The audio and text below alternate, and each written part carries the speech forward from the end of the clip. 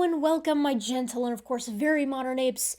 This is PhD candidate Erica Gutsick Gibbon coming at you. I'm back. Candidacy is kind of a big deal because as a PhD student, you get accepted into the program, you come in, and then you do 2 years of classes. Once you've done that entire class load, it's been checked off your list, you kind of come with the general idea of what you want your dissertation to be on. So for me, it's sexual dimorphism in Miocene apes. You pitch that to your committee, the general idea, and they're like, that sounds like a decent idea. Go forth and do a literature search. And then you have to come up with like 100 to 200 papers that sum up that idea's current status in the field. Like everything we know about sexual dimorphism generally in animals, and then in mammals, and then in primates, and then in apes. And then like, what do we know about the Miocene apes specifically? And like, how do we assess sexual dimorphism in the fossil record? What are the statistical tests that we use to understand it? And then your committee takes those papers, those list of papers, and they come up with a series of questions. And then you come in for 3 days for like 4 to 6 hours each day, and you sit down in a room with a computer that has no spell check or internet access, and you have to just type up answers to these questions that they've given you. And you don't, of course, have access to your citations, so you got to cite from memory. So you do that for 3 days, you give them your exam over the course of those 3 days. So each day they get that day's questions. If you pass that written portion, you go on to your oral defense. So when they're like, this is good enough, you have to come in and sit amongst people who know way more than you and try to justify the answers that you gave to those questions. And I passed that candidacy exam. Check. I passed the written portion. Check. I passed the oral defense. So you're looking at a PhD candidate. All I have to do now is the entire dissertation. I'm so close.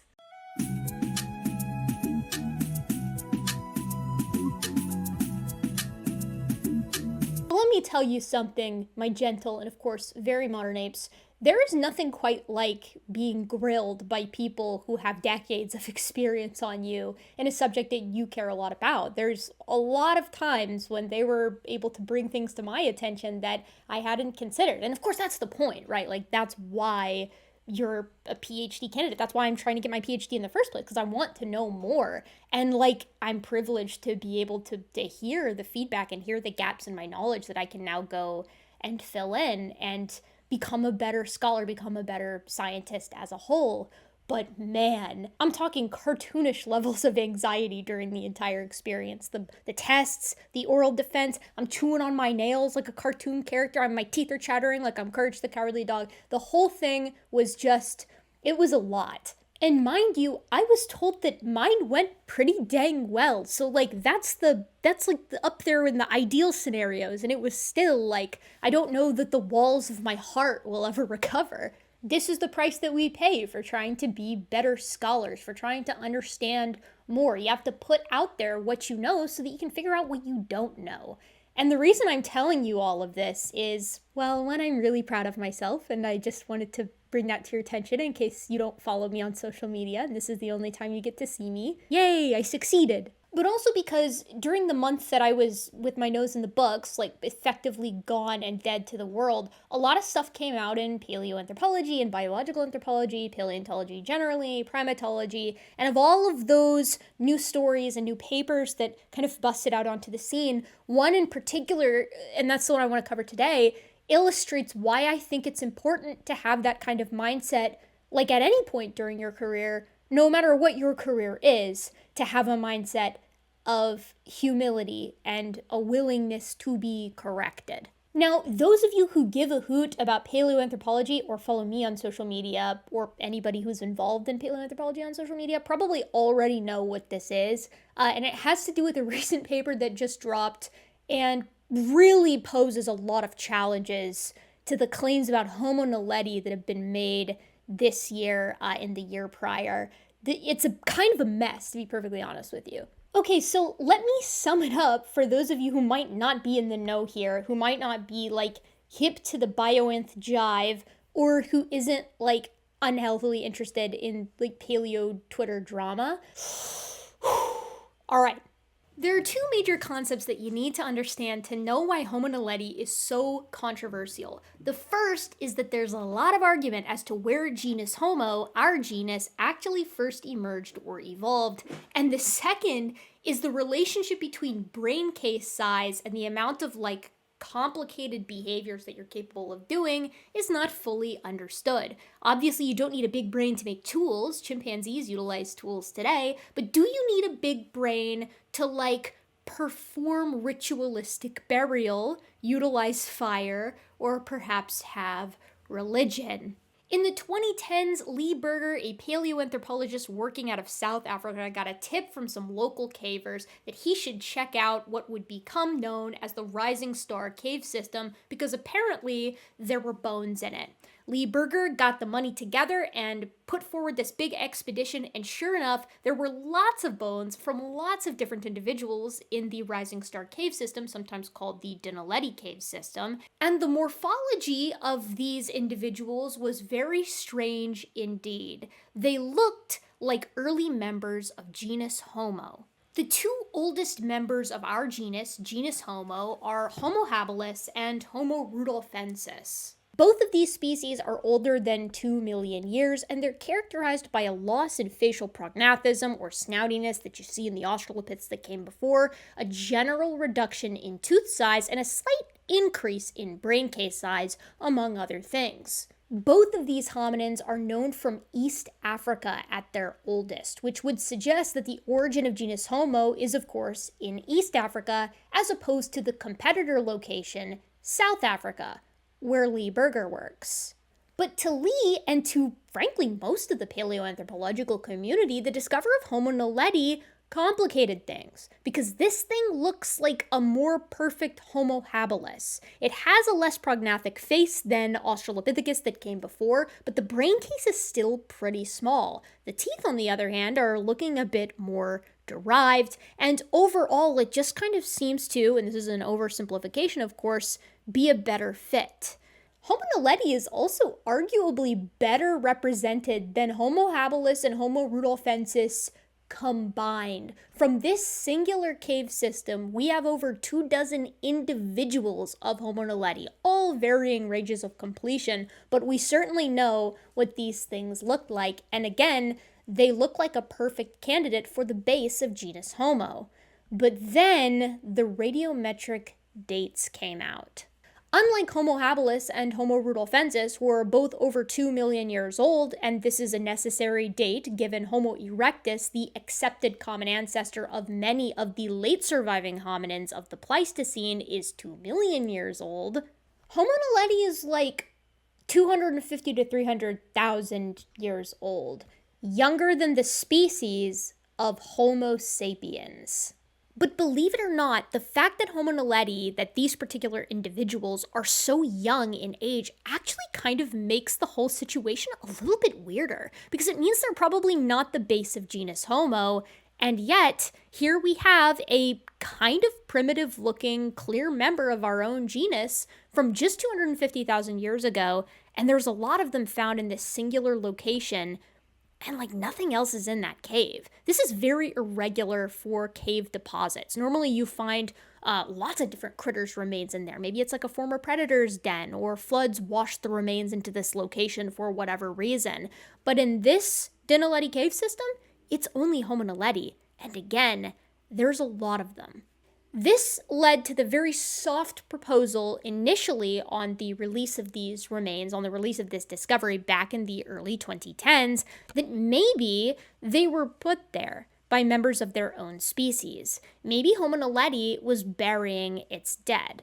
Well, okay, hold on. We need to pump the brakes here, because what is burial really? Really what we're considering here is mortuary practices on two ends of kind of a sliding scale. On one end, you have the disposal of the dead, funeral caching. For whatever reason, the dead are in your living space and you're like, we need to get these guys out of here. They stink. This is something that pretty much all human cultures do, and a lot of other hominins did, like Neanderthals, for instance. The Cima de los Huesos deposit, that site, has a lot of individuals in this big pit-like structure, and it kind of seems like what was going on is the Neanderthals were just chucking their dead into this big pit for whatever reason, and we don't know that there wasn't symbolic meaning attached to that, but it's not the same as putting your dead into a hole and crossing their arms together and then arranging all their favorite things around them and burying them with flowers, right? Those two things are kind of the opposite. And yet they're both mortuary behaviors. Now, we know, for instance, that ants are capable of funeral caching. They don't have big brains, and yet they're capable of being like, oh, there's a dead member of our nest here. We need to get it out of here, or it's going to like harbor disease, and they're capable of removing that. I'm not saying that what Neanderthals were doing was like the equivalent of what ants are doing. I'm just saying you don't necessarily need a big brain to do funeral caching, like full stop. You don't. And this is important to note because Homo naledi's brain case size, despite being a member of genus Homo from very recently, it's like really small. It's like Australopith sized. So you have Australopithecus, right? Homo naledi, modern face, primitive brain case size, primitive face, primitive brain case size. And then you introduce Homo into the picture, and you can really get an idea for exactly how small Homo naledi's brain case size really is, despite the fact that, like, these guys were living around the same time. Primitive versions of these guys, archaic Homo sapiens, but Homo sapiens nonetheless. Clearly, there's more than one way to be a member of genus Homo, and if Homo naledi didn't show that to us enough, Homo floresiensis, the 3-foot-tall dwarfed hominin species of Flores, certainly did. But then some interesting developments occurred. First, the geology of the Dinaledi cave system was better understood, and it seemed like, or at least it seems like at present, and again, we're going to put a big asterisk on that because I disagree with this conclusion, that the only way to get the bodies to where they are, all of these, over 24 individuals of Homo naledi, the only thing in the cave system is to do like this insane convoluted cave dive, like you get into the cave system and crawl around, and it's incredibly difficult for modern humans with modern technology to get to where all of the bodies are found. So how did they get there? If that is the case, and it truly is that difficult to get to where these bodies are, and there isn't an alternative entrance that has since been sealed off because of geologic activity, then they had to have been dragged there through this convoluted cave system. And that is a lot of effort to dispose of your dead in what is effectively a simple funerary cache kind of way. That would imply a lot more intention, potentially. So that was where things stood until a few years ago. It was basically we need to learn more about the geology to see how difficult it actually is to get back there, and if there are conceivably other entrances or if the strata have been disturbed. But then, last year, early this year, so late 2022, early 2023, a series of announcements and papers came from Lee Berger and colleagues from the Rising Star Cave System that Homo naledi was using fire to get to those locations in the cave because there was no other entrance. That's being upheld by the team. That they were going all the way back there with their dead and then proceeding to further dig a pit and bury them in the pit in the depths of this cave. And that while they were back there, they were making art on the cave walls. That is a hefty resume for a hominin with a 600cc brain case size max. Okay, so let's take a step back. There's no reason why a small brain necessarily means that you're cognitively less than or less capable or something to that degree. Homo floresiensis, again, those 3-foot-tall little hobbit guys from Flores, they were capable of utilizing stone tools and did really well on the island of Flores. Homo erectus had smaller brain case sizes than modern Homo sapiens and indeed did very well. Australopiths were probably capable of tool use and indeed were capable if you accept the Lamecqui site, and I do. So what's the big deal here? And the big deal, according to the scientific community, is kind of the way that this was pitched and handled. The first thing people took issue with was the way that the fire was announced. This was done last December and through a Carnegie science presentation, a talk that Lee Berger gave, not through peer-reviewed research papers that came out in a legitimate journal that could be looked at by people who do nothing but study hominin fire use. It came out instead in a presentation accompanied with pictures. And the pictures were compelling. I want that very clear, right? There's clearly hearths in the cave. There's clearly little fire pits in the cave, and Homo naledi is the only thing in there. However, we need to get some dates on that fire to know whether or not it was likely Homo naledi or Homo sapiens that came in later. Because we know that Homo sapiens is prone to doing this, we're doing it right now. And then the burial and the art paper, along with a paper by Agustin Fuentes on the nature of brain case size and intelligence, this trio of papers came out this summer and were released in eLife under a new publication model that doesn't require passing peer review in order for publication. They were trying this out. They were like, we'll publish the papers regardless of what the peer review is, but we'll just publish the peer review with the articles themselves, and people can decide on their own. Now, I've talked a lot about my opinions on all of that, but it is worth noting at this point in our narrative that all but one of the roughly dozen peer reviews were negative. And those papers came out at the same time, almost as if intentionally released at this time, as the Netflix documentary that Lee and colleagues had been working on about the Homo naledi site that recapitulates most of the claims within the papers. Not good. Now, I want to take a second to pause here.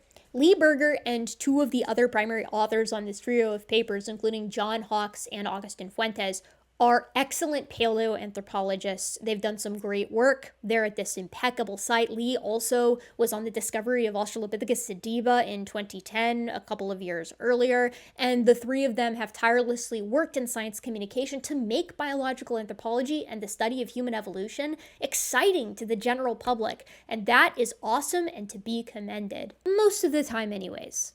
So paleo Twitter was not doing well at this point in time because you had a lot of people, professionals in the field, who were like, oh my god, how did we let this happen? Like, these papers are out here and all of the peer reviews are pretty much like, it's not ready. The claims have not been substantiated yet. And I want to make that very clear. As I went over these papers, review by review, none of the reviewers are saying that there's definitely not fire use in the cave, or that there's definitely not art in the cave, or that there are definitely not burials. They're saying that we have not met the criteria that evidence needs to meet in order to support a certain idea. They're like, we can't say that yet. Maybe, but we just don't know.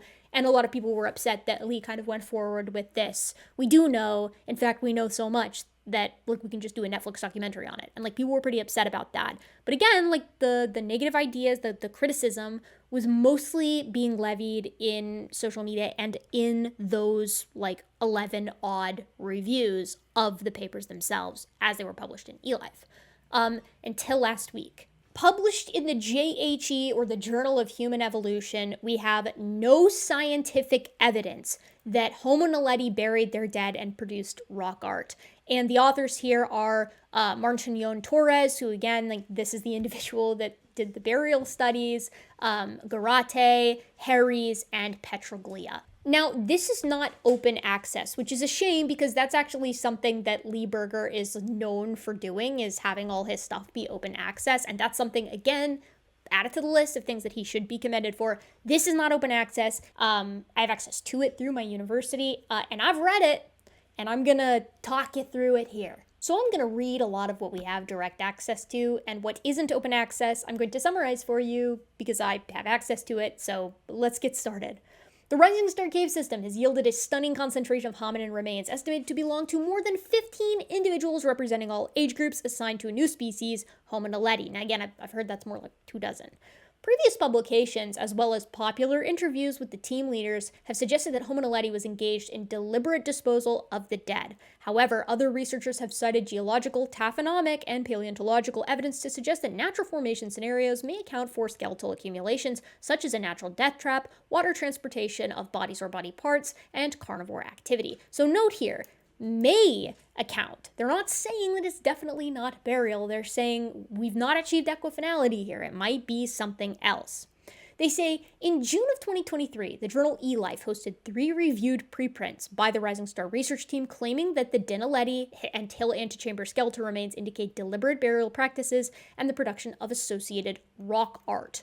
Both the reviewed and previously unreviewed preprints were accompanied by strong media campaigns that quickly spread the revolutionary idea that the small-brained hominins found deep in the Rising Star cave system were capable of complex funerary behaviors equivalent to those attributed to larger brain, larger than 1400 cc's, hominin species such as Homo sapiens and Homo neanderthalensis. So again, there's being very deliberate with their wording here. The problem is the way that a lot of this stuff was released, not necessarily the idea that Homo naledi engaged in funeral caching, but the idea that they were doing rock art and deliberate symbolic burial equivalent to what we see in Homo sapiens and Homo neanderthalensis.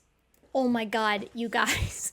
The media hype that accompanied both the unreviewed and reviewed, though currently unmodified preprints at the time of this writing, triggered strong public controversy and an immediate debate about modern human behavior, but also about the way in which scientific work is communicated and perceived by the public. Here we will examine the evidence for the alleged burials and purported rock art present in the 3 reviewed preprints together with consideration of the open reviews published alongside them.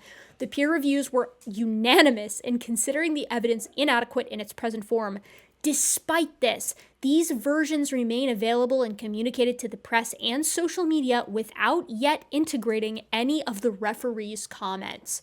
This is like as strong as you get with regard to wording in scientific papers. So these are really strong words so far, but they're not inaccurate, right? They're just explaining what happened and kind of how it went down, and this is an accurate summary of that.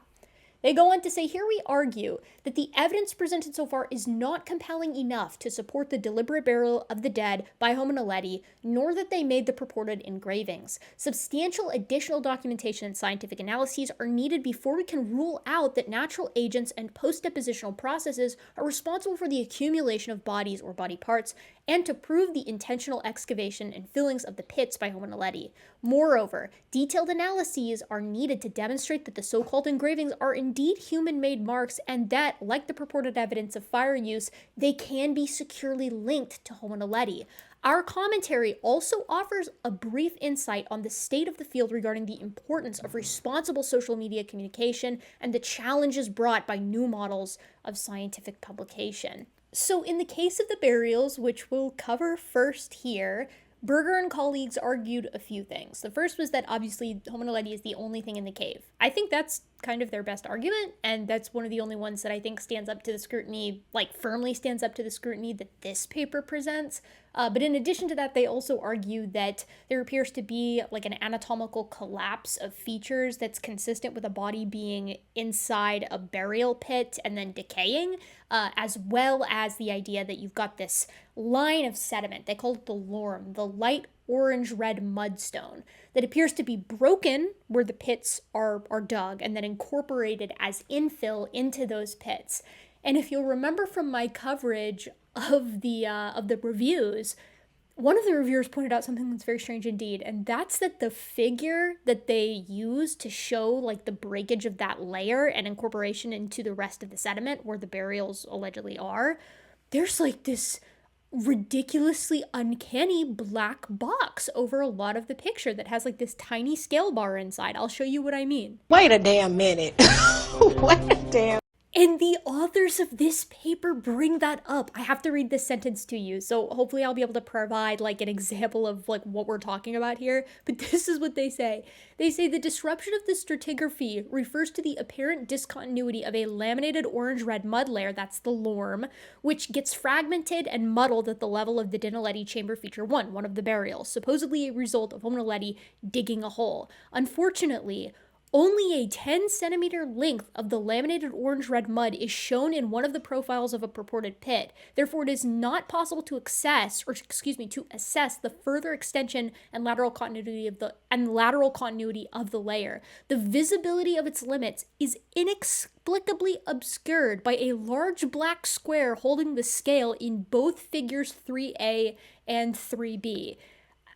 I mean, they also talk about another just insane portion of those preprints that was released that was covered by the reviewers, which is that they tested the sediment, like Berger and colleagues tested the sediment inside these pits to see like what the chemical composition of that soil was. And ostensibly this would be to tell whether or not it was unique from the surrounding sediment. But instead of comparing the soil composition within these pits to like the immediately adjacent proposed non-pit soil. They compared it to like definitive non-fossil bearing sediment and then other fossil bearing sediment, which is, that doesn't really make any sense. And on that, the authors of this sort of criticism paper say the geochemical and textural sedimentary differences mentioned by Berger et al. Can be related to the obvious fact that they're comparing fossil-bearing versus non-fossil-bearing sediment matrices instead of the sediment within versus outside the purported pit. And like, how? Hold on, bro. How? The authors talk a little bit about the proposed stone artifact that is associated with one of the Homo naledi individuals from specifically like the Dinaledi and Hill antechamber features, the proposed burials. I didn't touch a lot on this with regard to like my previous videos on the subject, and the reason is just because like I'm okay with the idea that Homo naledi used stone tools. If Australopiths could use them, I don't see why not with Homo naledi. But these authors leave no stone, get it, unturned. And they talk about the fact that from what we can see, this stone artifact cannot be differentiated from like a geofact, like a tool-shaped rock that is not actually a tool. But we can't actually know because there actually are genuine criteria that we utilize, like looking at microfractures and percussive marks on stone tools to actually tell if they are stone tools, but we can't tell because this stone tool has not been excavated from the block that it's currently embedded within.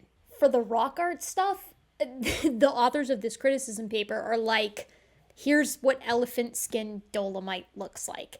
And one of the arguments that Berger and colleagues made that this is actually rock art and not just elephant skin dolomite, a natural feature that kind of looks like rock art, is that it seems like there was like a substance like rubbed into the incisions to give them like a color. And the authors of this criticism paper are like, well, we haven't managed to preclude the possibility of like just regular old cave dissolution. This is pretty problematic, I think, because that was one of Berger and colleagues' like best arguments, that this isn't just elephant skin dolomite, that there had been some kind of reworking that requires intelligence and like precision that Homo naledi would have been capable of. These authors are like, no, the signal that you're interpreting as reworking can actually happen naturally. And that means equifinality has not been achieved. Not good. But I think the very worst thing for Berger and colleagues and their preprints occurs during the fire evidence section of this paper. And this isn't available again, it's not open access, but I want to read this one sentence to you. Because again, remember I said that in December, they released these incredible pictures of these hearts and fire pits within the cave system that like you can't deny. These are clearly hearts and fire pits. The only thing remaining is what the dates on these things are. Because if they're very young, and in fact were within the human range and like after Homo naledi has clearly gone extinct, then it's probably not like that naledi made them. They're made by humans who have gone into the cave later on. And Berger in his presentation was like, yeah, I mean, if we're being fair, typically when we associate behaviors or behavioral traces with hominins, it's like a one-to-one. If you only find a hominin at the site and the behavior is at the site, it's probable that that hominin did that behavior. And I'll say that is fair, but on the fire, we get this. They say, previously acquired radiocarbon dates obtained by the site investigators on one of the apparent hearths resulted in a very young date. And the citation for this is Lee Berger, unpublished data, questioning its association with Homo naledi. Moreover, the occurrence of charcoal is also common in caves, including South African landscapes where there are frequent wildfires, so finding burned material in a cave setting does not automatically indicate anthropogenic activity. As with the stone tool, without any scientific evidence backing up this claim, the possibility of fire use by Homo naledi cannot be minimally considered and remains entirely speculative. That one really hurts me because I feel like the fire was one of the best cases that they had. Like, it's like, oh, we have these pictures of these hearths. They're clearly hearths. All you got to do is radiometrically date them. But from this paper, it seems that personal communication, at least at present, and if I'm interpreting this correctly, which I think I am, they're not getting old dates, which means they can't associate those hearths with Homo naledi. Most of the concluding remark is present here, so I'm just going to read it to you. As it is in what is available as open access. It says, there is no convincing scientific evidence to indicate that Homo naledi buried their dead and produced rock art in the Rising Star cave system based on the information thus far presented. As explained here, the investigators have not employed the wide range of scientific methods, e.g. chronology, toponymy, sedimentology, micromorphology, geochemistry, designed to answer the questions posed, nor applied the basic principles of archaeothanatology to identify a deliberate burial. And they go on a little bit and they talk about how important open access science is, which is true, which begs the question, why wasn't this paper open access? They talk a little bit about responsibility with social media and things like that, which is also something that needs to be taken into account. It's something I tried to do here on my channel, is be responsible in the ideas and the papers that I try to popularize. But like, when all is said and done, this is a pretty harsh paper with regard to the preprints that Berger and colleagues released in the summer. And I think they do a very good job of making their case that at present, we probably can't say that Homo naledi buried its dead, utilized fire, made rock art, and if we're going based off of the Netflix documentary, apparently was capable of utilizing cordage to truss up their dead as they dragged them into the inner recesses of this cave to bury them symbolically. If I were Lee and colleagues, at this point, what I would be doing is I would be rallying every potential analysis and test at my disposal in order to make my case, or I would be getting prepared to change my mind, one or the other. If they truly are in favor of the ideas that they put out in these preprints, and they still do hold that despite the criticisms received of these preprints, that they're right and Homo naledi was capable of all of these different behaviors, capable of and also performed at this site those behaviors, I would be getting ready to kind of put up or shut up, if you know what I mean. Otherwise, I would be getting a document ready to say, okay, like, either we've got more work to do or we were wrong on this one. And like, that's okay. It's okay to say that you're wrong on something. I kind of think that that's a critical characteristic to have if you're planning on getting involved in science. If you can't admit when you're wrong, how the hell are we supposed to move forward? So it's in that spirit that I want to remind you that I get stuff wrong too. And it's always my goal to inform you when I've made a mistake and further to rectify that mistake. I think that's my job as a science communicator and as someone in academia. Nobody's perfect. But I want you guys to know, as my viewers, that when I make mistakes, and it has and will continue to happen, I will always be making that public to you. I want you to know when I have screwed up or mixed up an idea or even said something that's slightly inaccurate. That's always something that I want to be entirely upfront about. This is in reference to like little or moderate mistakes. When it comes to huge mistakes, I do my due diligence to make sure that that doesn't happen. The core concept of whatever idea it is that I'm presenting to you is, at present, always been right. At present, that is the case, and I will do my damnedest to make sure that in the future, that continues to be the case. So keep that in mind.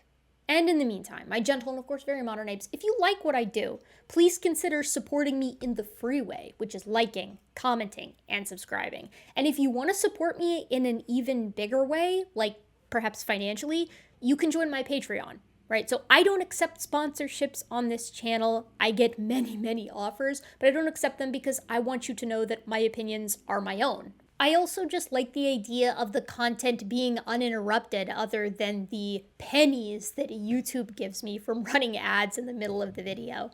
And it is not much. The overwhelming majority of the support that I get as far as keeping this channel up and running is through Patreon. So if you feel generous, consider it. Patrons get their name at the end of the video, and sometimes they get early access to videos as well. So I'm still extraordinarily busy. I'm still in gross anatomy. It's only mid-November, so I'm still taking that class, and I also have to like pitch my project in its final form, as it were, and write up my NSF grant. All of that is bearing down on me like a starved wolf going after some kind of animal in the woods. But that being said, there's a lot that I want to cover, and one of those things is like really, really kind of nipping away at me. I want to get it out fast. But it's also dependent on the results of some experiments that I'm running, so we'll see what happens there.